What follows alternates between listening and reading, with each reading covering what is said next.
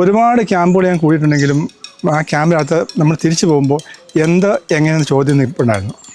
പക്ഷേ ഈ ബിജു തടസാറിൻ്റെ ക്യാമ്പിനെ കുറിച്ച് ക്ലാസ്സിനെ കുറിച്ച് ക്ലാസ് കൂടാൻ താല്പര്യമുണ്ടെങ്കിൽ നിങ്ങൾ ഇവിടെ തന്നെ വന്ന് കൂടണം. എൻ്റെ പേര് സണ്ണി, ഞാൻ മുട്ടത്തുനിന്ന് വരികയാണ്. എനിക്ക് കുറച്ച് ഈച്ചപ്പെട്ടിയൊക്കെയുണ്ട്. ഒരുപാട് ക്യാമ്പുകൾ ഞാൻ കൂടിയിട്ടുണ്ടെങ്കിലും ആ ക്യാമ്പിനകത്ത് നമ്മൾ തിരിച്ചു പോകുമ്പോൾ എങ്ങനെയെന്ന് ചോദ്യം നിൽപ്പുണ്ടായിരുന്നു. പക്ഷേ ഈ ബിജു തടസാറിൻ്റെ ക്യാമ്പിനെ കുറിച്ച് ക്ലാസ്സിനെ കുറിച്ച് വന്നപ്പോഴും ഇവിടെ ക്ലാസ് എടുത്ത് പ്രഗത്ഭരായ അധ്യാപകരാണ്.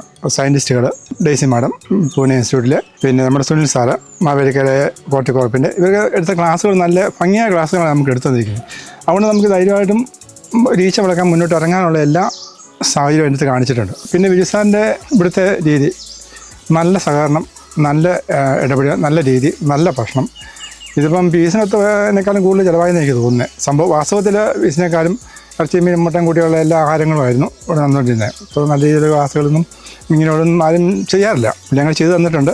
അതുകൊണ്ട് അദ്ദേഹത്തോട് നന്ദി ഞങ്ങൾ രേഖപ്പെടുത്തുകയാണ്.